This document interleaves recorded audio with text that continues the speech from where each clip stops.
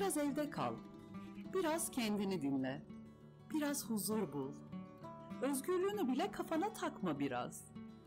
Biraz yaz, biraz söyle, biraz kaydet. Biraz kafanı topla, biraz nefes al, tut, ver.